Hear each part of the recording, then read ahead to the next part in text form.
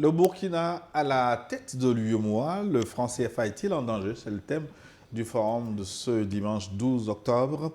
Vous êtes conviés à enrichir cette émission avec vos messages via WhatsApp, plus 228 96 08 43 43. Vous pouvez nous écrire également sur Facebook. Nous nous ferons le plaisir de vous lire, que vous soyez d'accord avec nous ou pas, ou alors sur YouTube, YouTube, où nous sommes également en direct. Et merci à l'équipe technique qui nous permet d'être en direct avec vous sur ces différents canaux. Au studio, ça ne bouge pas, c'est Didier Noureddin Alaou, il est journaliste, DG d'Africa Dev, il est spécialiste en communication pour un changement de comportement social, et puis Sogoyou Kegewe, ancien ambassadeur, journaliste. Et avant de commencer par relayer vos différentes contributions, on termine la discussion ici. Nous étions en train d'évoquer la possibilité de changer de paradigme pour inciter les Africains à consommer beaucoup plus local. Et un des freins de cette consommation locale, ce sont les inimitiés que les Africains cultivent entre eux, ce que d'autres appellent le syndrome du crabe. On ne veut pas laisser l'autre réussir. On contribue, on cherche toujours les moyens pour lui tirer les pieds. Alors, comment en est-on arrivé là et comment faire pour se sortir de ce piège qui nous limite, qui sabote l'économie africaine? Didier Alaou. Oui, d'abord, c'est la seule issue pour le continent africain. C'est-à-dire consommer local, produire et consommer ce dont nous avons besoin et ensuite exporter l'excédent. C'est la seule issue. Tant que nous ne revenons pas à ça, ça ne marchera pas. Il n'y a aucune communauté dans le monde qui fait comme l'Africain. Vous prenez la communauté arabe, vous prenez la communauté juive, vous prenez les Européens, vous prenez les Américains, ils fabriquent ce dont ils ont besoin. Ils consomment d'abord ce qui vient de chez eux, parce que ce qui vient de chez vous, c'est la seule chose en réalité sur laquelle vous avez une main mise, que vous pouvez contrôler et que vous êtes dont vous avez la possibilité d'aller jusqu'à la source pour vérifier comment c'est fait et dans quelles conditions c'est fabriqué. Donc, il nous faut vraiment mettre des réelles politiques en place pour atteindre ces objectifs. Et ensuite, le changement de paradigme, le syndrome du crabe, auquel vous faites allusion. Ça aussi, c'est l'un des problèmes qui font que l'Afrique ne peut pas se développer. C'est-à-dire quoi? Aujourd'hui, vous commencez une activité. Ça commence par prospérer pour vous un peu. C'est votre frère, votre compatriote, quelquefois même vos autorités, qui, au lieu de vous soutenir, sont capables de détruire ce que vous avez en main. C'est-à-dire, chaque fois qu'il y a un Africain qui excelle, qui trouve une solution qui pourrait profiter à la grande majorité des Africains, ce sont les Africains eux-mêmes qui les détruisent. On voit parfois au plus haut niveau cet exemple avec le Nigeria Dangote qui a implanté une usine de transformation du pétrole et pour avoir du brut, Dieu seul sait par quelle tribulation il est passé. Mais malheureusement, c'est ça. Voilà pourquoi le changement de paradigme que nous prônons, ce n'est pas seulement au sein de la population, mais c'est au sein aussi de l'élite dirigeante. Il faudrait que d'abord les dirigeants comprennent que c'est leur mission, c'est de leur ressort de fabriquer des champions nationaux dans les grands secteurs vitaux. Et ensuite, créer les conditions, créer un cadre légal qui permette l'éclosion des champions nationaux et mettre les mesures d'accompagnement qu'il faut pour que les nationaux détiennent véritablement l'économie. Parce qu'il ne faudrait pas que dans beaucoup de pays africains, que l'économie continue d'être à la solde ou bien dans les mains des étrangers. Oui, et je me réjouis que le nouveau gouvernement au Togo, il y a un ministère qui est dédié à la souveraineté économique. Et ça, vraiment, je salue cette initiative parce qu'il faut, maintenant c'est un ministère. Nous souhaitons, nous attendons de voir et d'ailleurs nous sommes même prêts à apporter notre contribution pour que ce ministère-là ait un réel contenu et que ce ministère soit aussi le ministère qui est garant de l'égalité des chances.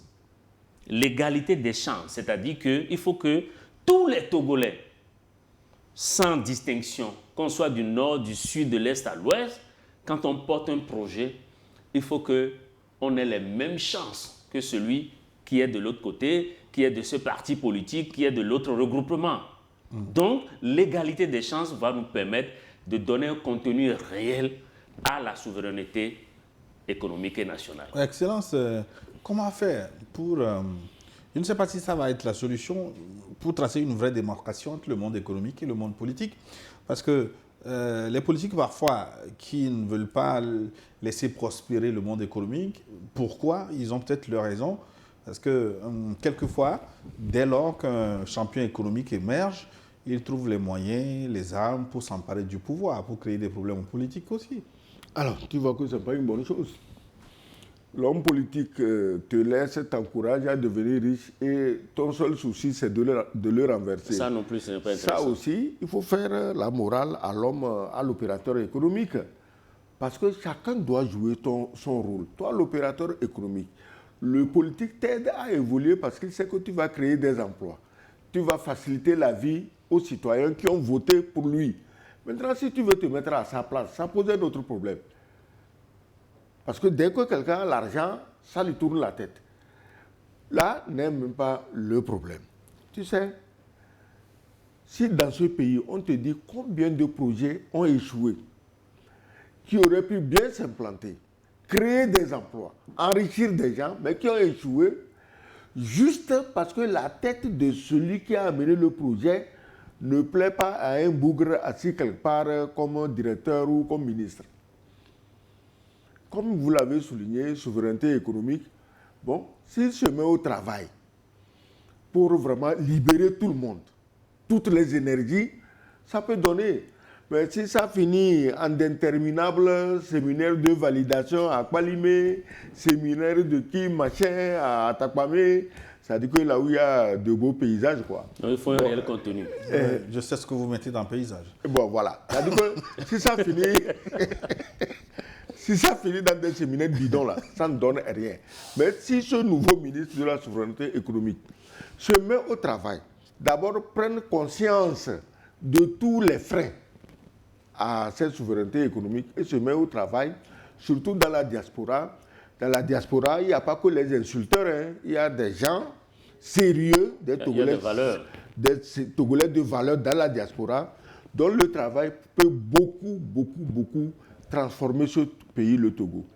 Donc, il faut les encourager. S'ils savent qu'en venant, ils vont rencontrer les interlocuteurs nationaux qu'il faut, qu'on ne va pas leur faire des crocs en jambes parce qu'il s'appelle ceci, parce qu'il est sympathisant de tel parti politique, parce que bon, il est plutôt de telle religion. S'ils savent qu'on a enlevé tous ces obstacles sur la route, mais ils viendront tranquillement avec leurs amis, leurs partenaires de l'extérieur, investir, créer des emplois pour la satisfaction de tout le monde. Alors, c'est ce que je vois. Une dernière question sur le sujet du jour, et chacun a 2 minutes. Est-ce que la présidence tournante du Burkina à la tête de l'UEMOA va raffermir le CFA ou précipiter sa chute? Non, vous me permettrez très rapidement, je vais aller très vite. L'autre raison fondamentale pour laquelle il faut donner du pouvoir financier et économique aux nationaux, c'est que c'est des gens qui soutiennent le pays en temps de crise. Les crises, ça ne manque pas hein, dans la vie. Même dans la vie d'un individu, d'une personne humaine, des crises surviennent de diverses sortes. Donc, dans la vie aussi d'une nation, ça arrive. Mais lorsque l'économie n'est pas dominée, n'est pas dans la main des nationaux, quand il y a problème, ceux qui ne sont pas du coin, mais qui ont le capital, ils disparaissent. Ils rapatrient tout ce qu'ils ont comme fonds et ils vous laissent sur le carreau. Donc voilà pourquoi il est important que dans nos pays, on donne du pouvoir économique aux nationaux. Quand ça va mal, on n'a même pas besoin d'avoir de crise. Il y a des crises financières qui surviennent. C'est les nationaux qui réinjectent dans le circuit et qui soutiennent donc la gouvernance. Donc ça, je voulais répondre à ça. Maintenant, pour répondre à votre question, Si vous demandez la question, je crois que c'est pour demander Oui, la si présidence du la présidence, Burkina oui. à l'UEMOA, est-ce que ça va jouer pour ou contre le franc CFA? Non, ce qui est sûr, il y a une chose qui est sûre, avec la présidence du Burkina, d'abord, c'est une nouvelle tribune qui s'offre aux pays de l'AES pour continuer à donner leur point de vue sur la question de la souveraineté monétaire et économique, la question même du franc CFA. Je ne pense pas que la présidence du Burkina soit une menace directe. Je ne suis pas sûr que le Burkina et ses collègues de l'AES feront des jeux particuliers, outre mesure, pour empêcher donc, la mission de l'UEMOA. Je ne crois pas. Mais par contre, ça va leur permettre quand même de répandre leurs idées et de pouvoir faire entorse sur des pressions extérieures qui pourraient venir directement. Si par exemple la France ou une autre puissance veut s'attaquer à l'institution ou bien veut l'instrumentaliser, avec la présidence du Burkina, ça ne sera pas le cas. Et donc le Burkina a des soutiens, au moins deux, et aussi les autres qui ne sont pas du tout sur la même ligne politique que la Côte d'Ivoire et d'autres dans le groupe. Excellent. Je ne crois pas que le Burkina vienne pour tuer le CFA. Pas du tout, ce n'est pas parce sa mission. qu'on ne tue pas un cadavre. Le CFA est déjà mort. Donc si demain on annonce son enterrement, ce n'est pas la peine d'incriminer le Burkina. Ce n'est pas le Burkina qui s'est précipité à Abidjan pour dire qu'on va créer l'écho à la place du franc CFA. Celui qui a fait ça savait que le franc CFA est mort. Celui chez qui il est allé, celui avec qui il a fait ça. Tous les deux là, ils sont convaincus que le franc CFA, rien, aucune opération de secours, respiration artificielle, greffe du cœur, greffe de poumon, rien ne tiendra. C'est eux qui ont annoncé la mort du franc CFA à Abidjan en annonçant la création de l'écho, qui est un piratage d'une idée de la CEDEAO. Si la CEDEAO était une institution sérieuse qui se respecte, elle aurait hurlé au piratage, mais elle n'a pas hurlé parce que les deux qui ont annoncé leur écho sont les maîtres de la CEDEAO, dont la CEDEAO bouche cousue. Donc, je crois que le CFA n'a pas d'avenir. Ça n'a rien à voir avec l'arrivée du Burkina à la tête de l'UEMOA. Le Burkina va tout simplement accompagner doucement pour que le cadavre ne lui soit pas imputé. Donc, ça n'a rien. Le CFA est destiné à mourir. Ce n'est pas une question de Burkina ou non à la tête de l'UEMOA. Ils savent. D'ailleurs, qu'est-ce que tu crois qui s'est passé dans leur tête pour que finalement ils acceptent remettre l'institution au Burkina? Il s'est passé quelque chose. Ils ont tenu un raisonnement. Parce qu'ils ont dit, bon, comme c'est eux qui sont le vrai danger du CFA, on va lui donner, on va voir ce qu'il va faire. Le Burkina aussi, ils sont réfléchis. Ils ne vont pas tomber dans le piège. Votre malade ne va pas rendre son dernier souffle dans ma main. Il rendra son dernier souffle dans la main de quelqu'un. On cherche les mains dans lesquelles le CFA va mourir. Non, je pense qu'il me plaît de délivrer un petit message à nos frères d'Abidjan, de la Côte d'Ivoire. Vous voyez, vous vous apprêtez à retourner encore aux urnes et il y a le président Ouattara qui veut rempiler une 4e fois. C'est beau, la Côte d'Ivoire, quand on y va, il fait bon vivre, c'est joli, les belles plages, il fait bon vivre. La joie de vivre aussi en Côte d'Ivoire, mais il faut penser un peu à la sous-région en nous amenant quelqu'un qui a un leadership un peu différent. Parce que si on prend le bilan régional du président Ouattara, c'est tout simplement catastrophique pour notre région. Et ça, vous m'excuserez de le dire. Quand le cas AES, c'est votre avis. C'est mon avis. C'est le cas. Quand vous prenez le cas AES, tout simplement, vous avez vu dans la CEDEAO qui s'est porté garant pour une première fois de mobiliser une armée, de fournir un contingent pour aller agresser le Niger. L'affaire des 49 soldats ivoiriens qui sont allés pour destituer le Mali, on s'en souvient.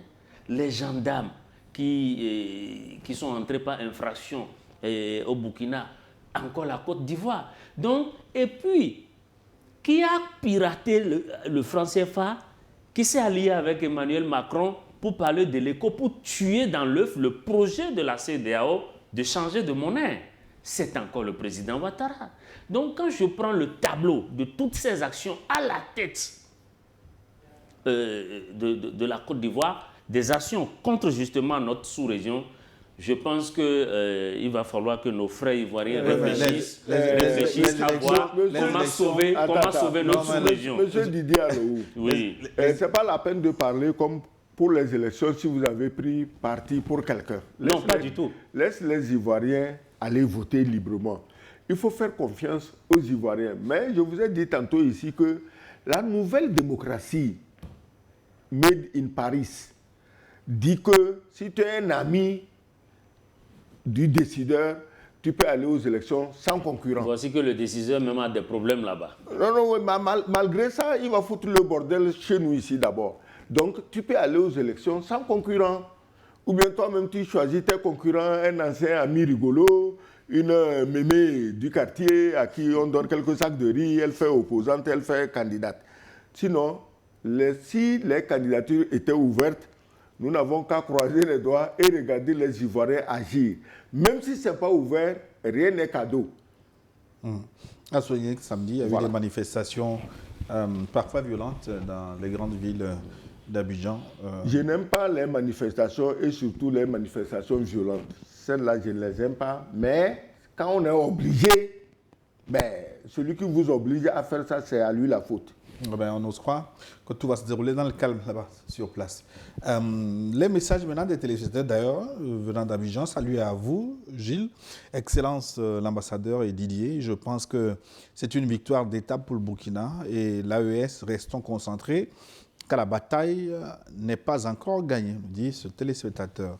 Isaac de Niamey nous a écrit aussi, je pense que la présidence du Burkina est un désaveu du président ivoirien qui a voulu se servir de l'UEMOA pour sanctionner l'AES. C'est aussi une bonne occasion pour l'AES de mieux apprécier les paramètres de son retrait du franc CFA. Merci de nous écrire et de soutenir cette émission. Bonjour New World, bonjour à tous.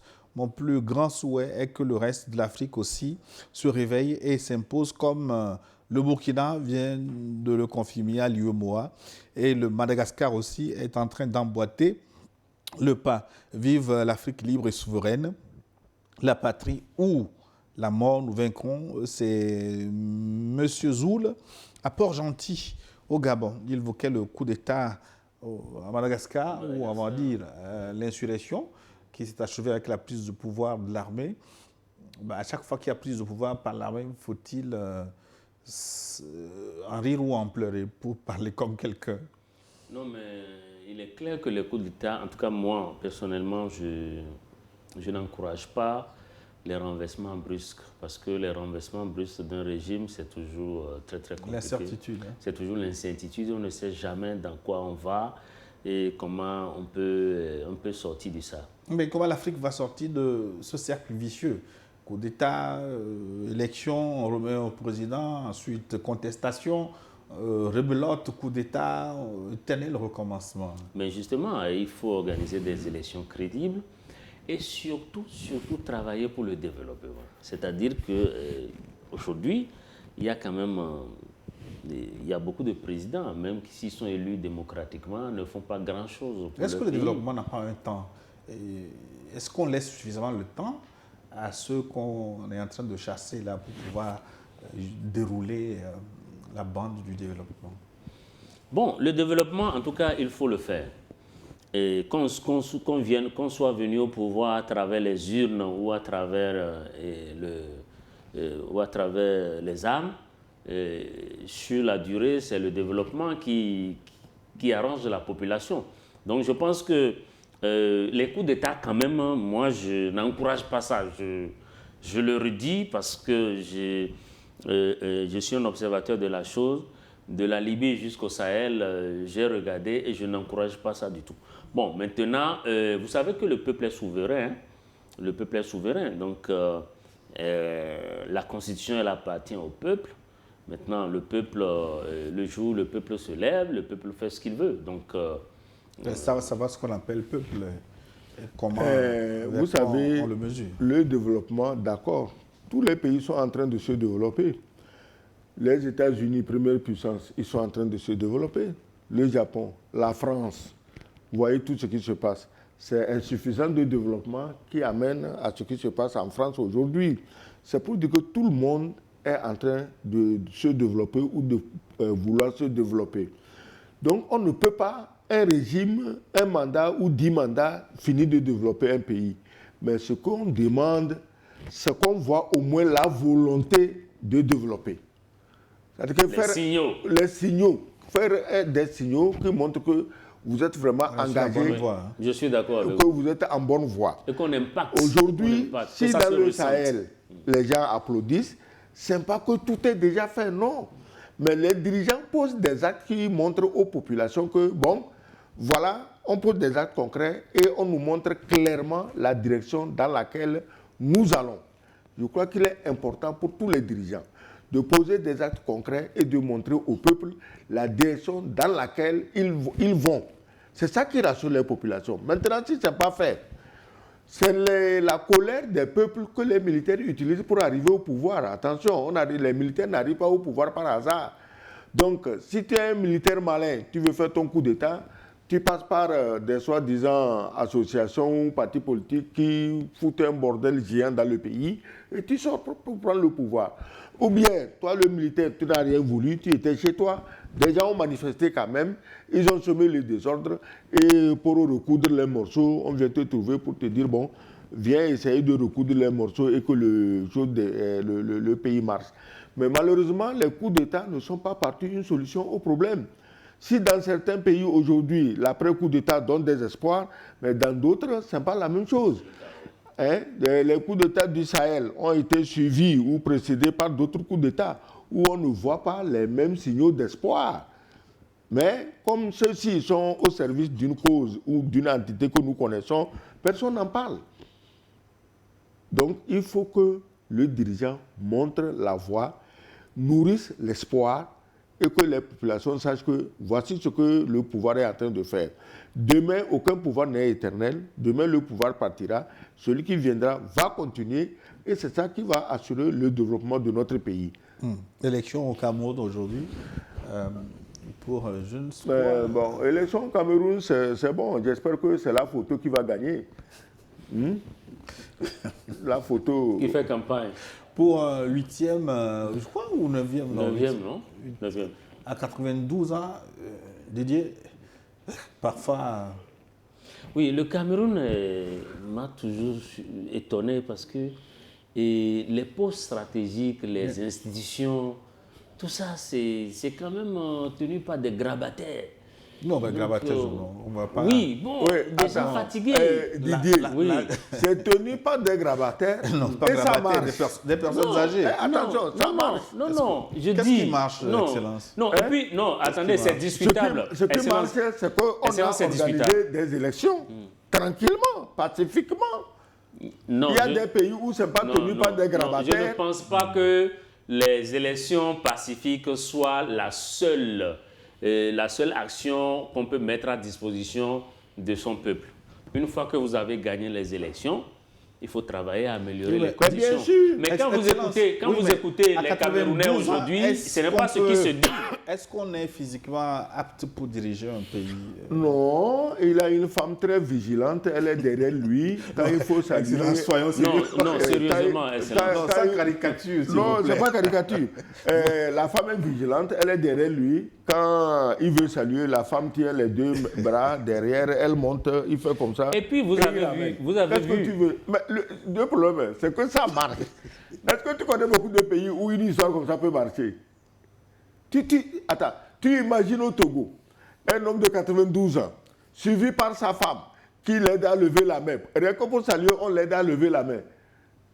Mais il n'y a pas que ça. Lors des campagnes, vous avez vu que c'est des marionnettes géantes à son effigie qui se promènent dans les quartiers et les gens applaudissent, on dit bon, on a au moins la marionnette, on a au moins la photo. Parce que le personnage ne peut pas venir, il est très fatigué. Donc, quand vous voyez des choses comme ça, on peut en rire, mais ce n'est pas une bonne image que l'Afrique est en train de projeter à la face du monde. Pourquoi on fait ce choix? Non, mais moi, en tant que transformateur social, je suis parfois gêné par des comportements de certains dirigeants en Afrique. Parce qu'aujourd'hui, malheureusement, sur n'importe quel continent où vous allez, le peuple noir est le seul peuple qui a encore besoin de réclamer une dignité, de réclamer, voyez-vous, une certaine considération. Parce que l'image qui est projetée par certains dirigeants à partir du continent sont des images qui montrent tout simplement qu'en réalité, les Africains ne sont pas sérieux. Non seulement ils ne sont pas sérieux, mais on dirait qu'il y a quand même des Africains qui ne sont pas dignes. Voyez-vous. Donc, à partir du moment où dans un pays, le Cameroun, avec toute l'intelligence qu'on connaît, bien sûr, aux Camerounais, tout le dynamisme et toutes les actions, parce que quand vous prenez aujourd'hui tous les grands panafricanistes, et les grands journalistes internationaux, beaucoup sont Camerounais. ouais. Et ils n'arrivent pas à se débarrasser de cette teigne-là, entre guillemets. C'est extrêmement difficile. L'image que projette le Cameroun. Oui. Et je pense que... Et puis, ce qui me gêne encore, au-delà de tout, c'est quoi? Quand vous regardez les meetings, qui vous voyez là-bas? C'est des jeunes. C'est les jeunes qui applaudissent, c'est les jeunes qui font des commentaires encore dans ces conditions. Les jeunes dont les emplois et l'avenir sont confisqués, c'est encore eux. Mais attends, il a confisqué l'avenir de qui? Les gens applaudissent, qu'est-ce que vous voulez? Non, Excellence, je veux qu'on fasse une analyse sérieuse, pas pour ironiser tout de même. Non, attends. Vous savez que... Paul Biya est clair. Il vous a dit que ne dure pas au pouvoir qui veut. Il a dit ça. Et comme tu l'as souligné toi-même, est-ce qu'il y a un pays où il y a plus d'hommes journalistes intelligents qu'au Cameroun? Moi, je n'en connais pas. Hein. Moi, j'ai des amis camerounais, je les connais. Bon, il faut qu'on regarde les statistiques. Mais le Cameroun regorge de beaucoup d'intellectuels dans tous les domaines. Des intellectuels du tonnerre, ces gens-là. Alors, si ça se passe chez eux comme ça, tu es sûr que c'est la faute au vieux Paul Biya? La faute est quelque part. Oui, justement, c'est la faute que nous recherchons. Hein? C'est la faute que nous recherchons. La faute est où? Bon, j'étais déjà répondu. Pour une fois, Excellence, c'est dépassé. Bon, comment je ne suis pas dépassé? J'étais déjà répondu qu'il a une femme qui fait son travail. Au lieu que ce soit lui qui lève les mains de la femme, c'est la femme qui lui lève la main. Alors, bonjour Gilles, je pense que les pays de la Confédération AES ont réussi leur pari en claquant la porte lorsque les uns et les autres ont voulu refuser la présidence du Burkina Faso. C'est cela, je pense, la souveraineté dont parlent les leaders de ces pays-là. Vive l'Afrique consciente et souveraine. Mahamadou Abdoulaye, depuis Niamey au Niger. Oui, ça on a manqué de le souligner. La solidarité des pays de l'AES qui ont fait bloc pour soutenir le Burkina Faso dans cette épreuve. Oui, ça a fait pression sur l'institution, c'est clair. Parce qu'aujourd'hui, les pays de l'AES sont très solidaires.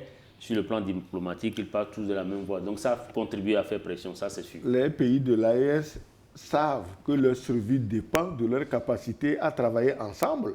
S'ils se laissaient diviser, c'est la fin du haricot.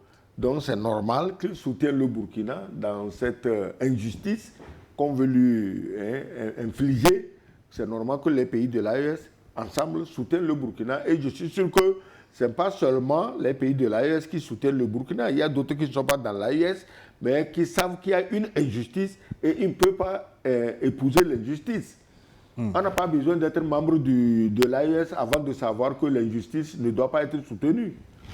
Bonjour papa, Kakou, Sogoyou Kegewe et Didier Nouroudine Alaou, ainsi que le journaliste Gilles Mawena Boko. Merci, alias Albilos Noir, oui. Il ne faut pas nous ramener à ça. Il ne faut pas me compromettre le visa ivoirien. Le Burkina à la tête de l'UEMOA et quoi encore? Eloa, c'est pour éviter les pays de l'Alliance des États du Sahel, enfin, c'est pour éviter que ces pays quittent le franc CFA. Que des obstacles ont été mis en route, mais ça, c'est une peine perdue. Quelle que soit la durée de la nuit, le soleil apparaîtra. C'est M. Koto Ougou béninois depuis Bouaké, en Côte d'Ivoire. Message de Niamey. Un long message. Bonjour le plateau. Merci Gilles, Didier et son Excellence pour votre engagement à travers Niwood. Je pense qu'il y a eu alignement des étoiles pour les pays du Sahel. Le maître occupé par ses propres problèmes, ses contre-maîtres locaux démasqués chez eux, même à travers des actions indélicates qu'ils ont eu à poser.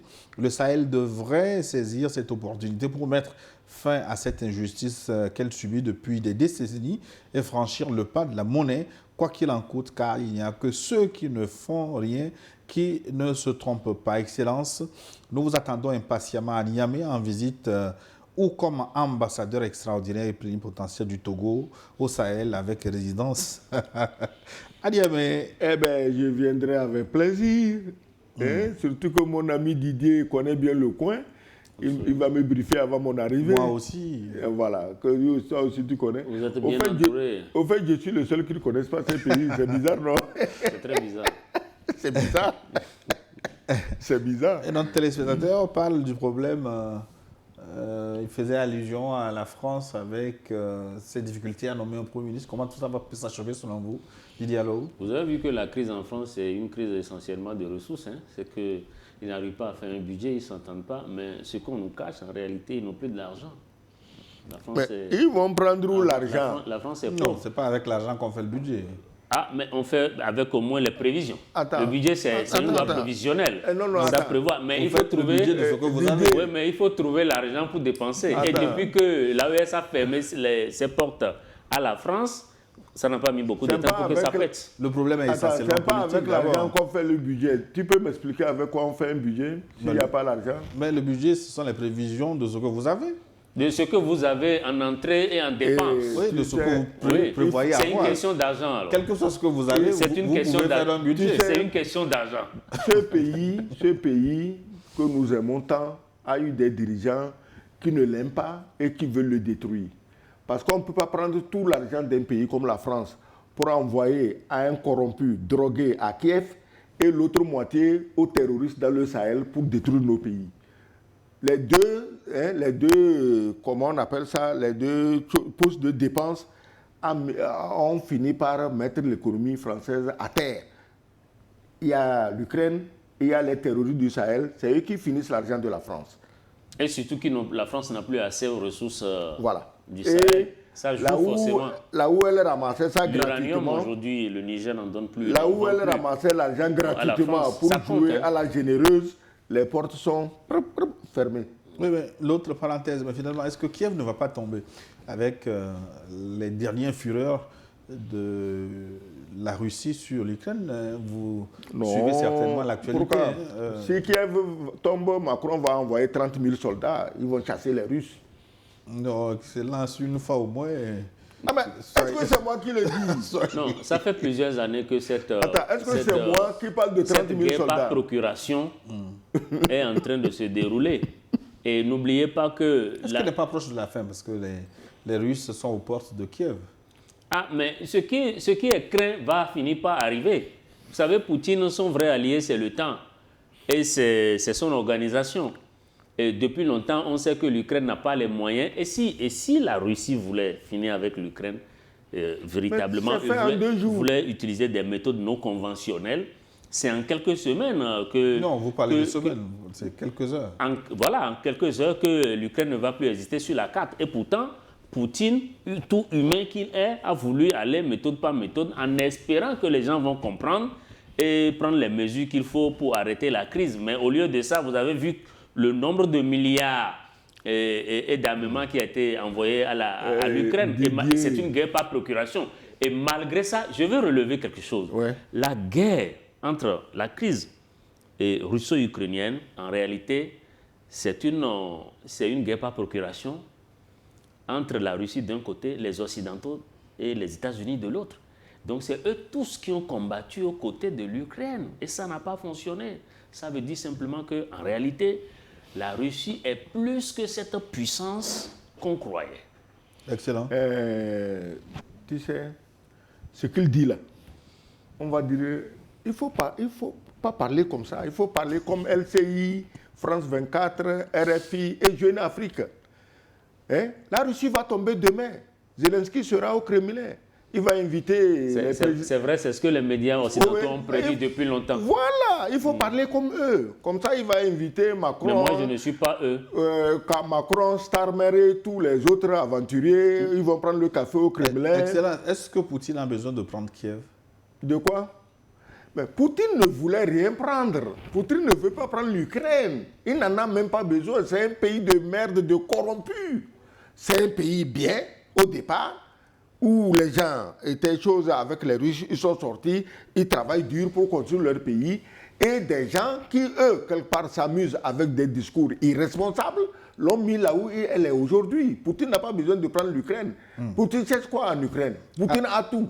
Avançons. Bonjour au grand plateau du forum. Toute civilité, salutations fraternelles depuis le Mexique. C'est Walker Ngamoku Bolatibé. Le CFA est en danger. Cette question a tout son sens pour les esclaves du salon, mais les souverainistes du Sahel, la question est la suivante. Depuis des décennies qu'on a le CFA comme monnaie, qu'en est-il de nos économies? Le CFA n'a aidé aucun pays de la zone franc à se développer. La preuve est que les pays africains dits francophones sont moins avancés en comparaison avec les pays africains anglophones. Le Ghana, c'est le cas du Ghana. Vive l'AES, vive la souveraineté monétaire et économique africaine.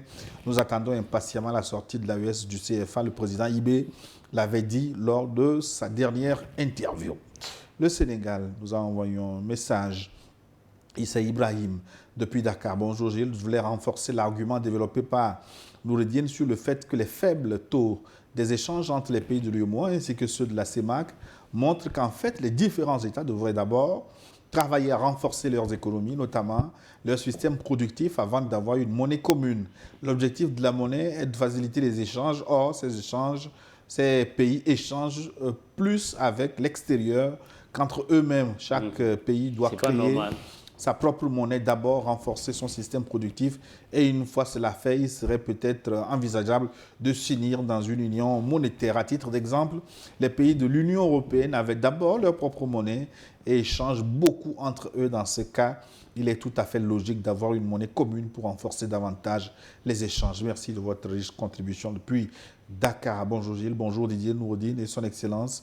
Une pensée à Maître Rico Sosa, Anani Soso, Innocent Pato et Watouere Onibo. Il nous manque tous. Vive la voix de New World Forum. Ensemble, nous allons vaincre l'ennemi. C'est Soumana Sila, un ressortissant de l'AES de Brazzaville au Congo. Oui, Cyril est dans la place depuis Paris. New World, bonjour New World Forum. Bonjour Gilles, bonjour Didier, bonjour Son Excellence, c'est Cyril depuis Paris. Admettons que tous les Français ne maîtrisent pas les subtilités des monnaies internationales, mais qu'en est-il de nos banques françaises qui ne reconnaissent pas les billets CFA? Considérer le franc CFA comme une véritable monnaie relève d'une insulte à notre intelligence collective. Il s'agit plutôt d'un billet de Monopoly, appelons-le désormais comme tel. La présidence de l'UEMOA confiée au Burkina Faso n'est pas une faveur, c'est un droit légitime. J'espère sincèrement que le Burkina saura mettre à profit cette position pour faire exploser ce billet de Monopoly et préparer sereinement l'avènement d'une monnaie AES souveraine et sans risque. Bon dimanche à tous. C'est Cyril qui nous écrit depuis Paris. Oui, les banques françaises ne peuvent pas prendre le CFA parce qu'elles savent que c'est une monnaie de singe. Quand on parle de monnaie de singe, il faut que les gens comprennent de quoi il s'agit, Didier. La monnaie de singe, tu sais ce que c'est? Les singes ne fabriquent pas de monnaie. C'était pendant la Révolution française, on ne rentrait pas à Paris, dans Paris qui veut. Donc, il y avait des barrières et on payait l'entrée dans Paris. Alors, quand les hommes du spectacle, les gens qui ont des cirques, viennent, ils n'ont pas l'argent pour payer. Alors, ils font un tour de cirque, leurs singes font des grimaces, les douaniers rient, et en échange des grimaces et des rires, on les laisse entrer. C'est-à-dire que les douaniers n'ont rien pris. C'est-à-dire que les grimaces, ils n'en ont... Mais ils sont contents parce que, bon, ils ont ri. Les singes ont grimacé, ils ont ri. Mais c'est ça qu'on appelle la monnaie de singe. C'est-à-dire qu'une monnaie de singe, au fini, tu te regardes, tu n'as rien dans la main. Le CFA, tu n'as rien dans la main. Parce que tu ne peux l'amener nulle part, à part chez toi. Paris nous a écrit. Bonjour Gilles. Je suis très content de vous suivre aujourd'hui en direct au boulot avec mon téléphone, oui c'est possible, avec notre application New World TV à télécharger dans App Store et dans Play Store. Mon téléphone, donc, mon bonjour à Didier, au doyen Sogoyou Kegewe, DSK, doyen Sogoyou Kegewe. Ben, l'acronyme ressemble à quelqu'un. Quoi, DSK? Ils n'ont en commun que la rhétorique, hein, sinon sur l'autre plan... DSK. En quoi mon ami, mon nom lui ressemble? Et dit doyen Sokoyou Kegewe DSK. Donc, même acronyme. Attends, DSK, c'est un homme bien. Il devait être président de la France. On a monté un coup tordu pour le disqualifier. La pauvre Guinéenne, là, elle s'appelle quoi déjà? Nafissatou Diallo. Nafissatou, c'est une sorcière de la dernière espèce. Non, il n'a pas cherché à être approché. À être approché comment? Elle faisait quoi dans la chambre là-bas? Mais elle était là pour nettoyer la chambre. Nous tous, on a dormi dans les grands hôtels, on sait comment ça se fait. Donc, faut pas... Donc, vous avez fait du DSK dans votre parcours aussi? Je ne peux même pas faire du DSK parce que quand la femme de ménage vient, je quitte la salle. Oui, mais pourquoi lui, il n'avait pas quitté la salle? Est-ce qu'elle lui a demandé de quitter? Vous, est-ce qu'on vous avait demandé de quitter? Oui. La femme vient, elle tape, vous êtes encore là, elle vous demande si elle peut faire l'entretien. C'est sur votre permission qu'elle le fait. Elle vous demande. Oui. Quand vous dites que non, je suis là, vous dites revenez après. Vous ne savez pas ce que DSK a répondu. Mais l'essentiel que Nafissatou Diallo, c'est une pute qui était à la recherche d'aventure. Non, on ne pourrait pas dire ça. Parce que j'ai dit que c'est une pute qui est à la recherche d'aventure. Elle a été payée pour disqualifier le maire. Regarde, DSK n'est pas arrivé au pouvoir. Regarde toute la pagaille qui se suit au palais de l'Élysée. DSK lui-même a reconnu qu'il a commis une faute morale. Mais qu'est-ce que tu voulais qu'il dise? J'ai dit, depuis que DSK n'est pas président, tu vois toute la pagaille qui se succède à l'Élysée? On ne va pas faire de la politique fiction. Moi, sur ce dossier de DSK, ce que je pense. Non, on ne va pas ouvrir ce dossier. Non, ce que je pense plutôt. Ce que je pense, c'est que quand vous êtes un grand homme et que vous êtes destiné à de grandes fonctions, vous devez vous préserver vous-même. C'est-à-dire, vous devez savoir là où vous mettez les pieds et les comportements que vous devez adopter. Parce que la politique est sans pitié. Il y a des coups bas, il y a tout. Et ce que on sait que c'est ça que vous aimez, c'est par là qu'on va vous attaquer. Si on sait que vous aimez trop les bonbons sucrés, on va alcooliser un bonbon sucré, vous le poussez. Donc il faut se méfier. Excellence, qu'est-ce que vous aimez beaucoup? Non, je pense qu'il faut se méfier. Et puis. DSK aime les femmes. Tu connais les femmes de non, DSK? Non, attendez. Les Anne Sinclair et les autres, c'est de vraies femmes, de belles femmes. La Poufias, là. Non, Excellence, je ne pense pas, je ne suis pas en train de défendre DSK. Je ne suis pas en train de défendre DSK et je ne suis pas en train... Moi, je le défends parce qu'on sait que c'est un coup monté. Et je ne suis pas en train non plus... Dans lequel il est tombé. Je ne suis pas non plus en train... Il est tombé, oui, mais c'est un coup monté quand même. Oui. Maintenant, pour Nafissatou Diallo non plus, je ne suis pas en train de l'accuser. Elle a touché beaucoup d'argent, non? Je dis... Est-ce qu'elle est heureuse aujourd'hui? Mais c'est les tribunaux qui l'ont fait, qui ont accusé DSK et qui l'ont obligé si elle est à payer des réparations des dommages. Une plainte de Nafissatou Diallo. Voilà. Mais au fait, par rapport au consommé local encore, parce que là, j'ai envie... Il me plaît de donner encore une clé. Oui. J'avais donné une première clé qui consiste à instaurer une journée des tenues traditionnelles les vendredis. Mais la deuxième clé que je veux donner, c'est que aujourd'hui, dans beaucoup de pays africains, il y a quand même des produits qui sont fabriqués dans certains pays aujourd'hui. Et malgré ça, les mêmes produits sont importés et qui viennent noyer nos marchés locaux et qui font la concurrence aux produits locaux. Ce que je suggère, s'il y a des produits, on doit faire un point global. S'il y a des produits que nous pouvons fabriquer ou que nous savons fabriquer ou qu'un voisin sait fabriquer, alors ces mêmes produits-là, il faut restreindre leur entrée dans l'espace. Je parlais de protectionnisme. En les surtaxant, par exemple. Voilà. En les surtaxant, ça va permettre que, sur le plan local, nos produits soient vendus. Donc, il y a cette deuxième clé que nous pouvons utiliser, c'est-à-dire les barrières douanières, par exemple, et les surtaxes sur les produits importés. Ça veut dire qu'en matière médiatique aussi, il faut surtaxer les autres. Bonjour Gilles, je n'ai rien dit. Si c'est possible. En matière médiatique, il faut juste la réciprocité. Tu mets radio chez moi, je mets radio chez toi. Tu mets télévision chez moi, je mets télévision chez toi. Tu ne veux pas, moi aussi je ne veux pas. Simple comme bonjour. Bonjour Gilles, je suis très content de vous suivre. Donc c'était l'homme qui avait introduit la fête DSK, que Dieu lui donne longue vie. pour éveiller la conscience de la jeunesse africaine. C'est Draman Saounera depuis Paris. Merci pour votre message. De Paris également, je crois, Mbote, Gilles et à toute l'équipe de New World. Salutations à Ya, Didier et à Papa Sagoyou. Quand le respect et les droits de l'AES sont bafoués, ils sortent par la grande porte tout en trouvant des solutions.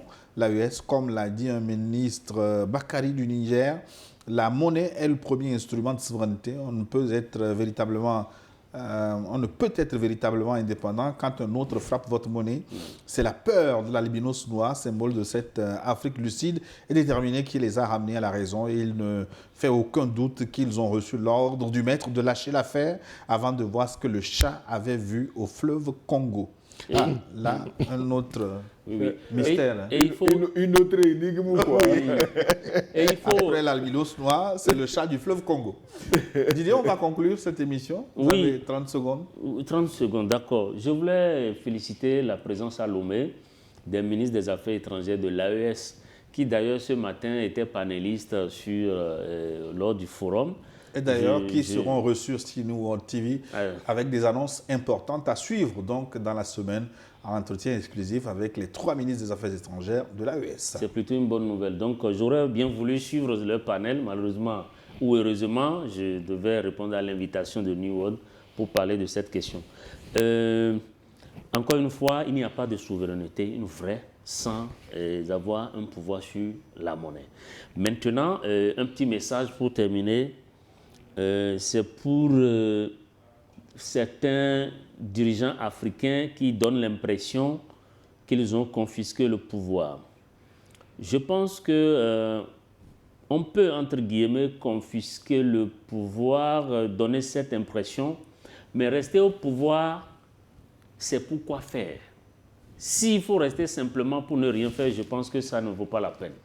Mais si on est au pouvoir et qu'on travaille comme certains dirigeants, que nous félicitons pour leur pays, pour leur communauté, je crois que les populations ne demandent pas mieux. Merci. Excellence Goyouki, oui. Non, moi, très rapidement. Le thème d'aujourd'hui avec le Burkina dans l'UEMOA, ce n'est que justice, ce n'est pas une faveur. Et je crois que les gens sont revenus à la raison. Le bon sens a triomphé dans leur tête. Et le Burkina, nous sommes convaincus, dirigera l'UEMOA de la meilleure façon possible. Et si ça doit déboucher sur la création d'une monnaie de l'AES, pourquoi pas? Mais bon gré, mal gré, la monnaie viendra. Merci, Excellence Goyou. Nous arrivons à la fin de ce forum. Et notez bien le rendez-vous à suivre dans la semaine. Nous vous communiquerons les horaires précis. L'entretien exclusif avec son Excellence Abdoulaye Diop, ministre des Affaires étrangères de la coopération internationale du Mali. Son Excellence M. Karamoko Jean-Marie Traoré, ministre des Affaires étrangères de la coopération régionale et des Burkinabés de l'extérieur. Et son Excellence M. Bakari Yaou Sangaré, ministre des Affaires étrangères de la coopération et des Nigériens de l'extérieur. Gilda Diamayako et Moïse Yinou étaient à la réalisation. Sur les réseaux sociaux, Didier Samon, la diffusion, Hervé et Tataga, merci à tous votre riche contribution. Et également merci aux téléspectateurs qui ont envoyé leur contribution aujourd'hui. Passez un excellent dimanche, à la semaine prochaine.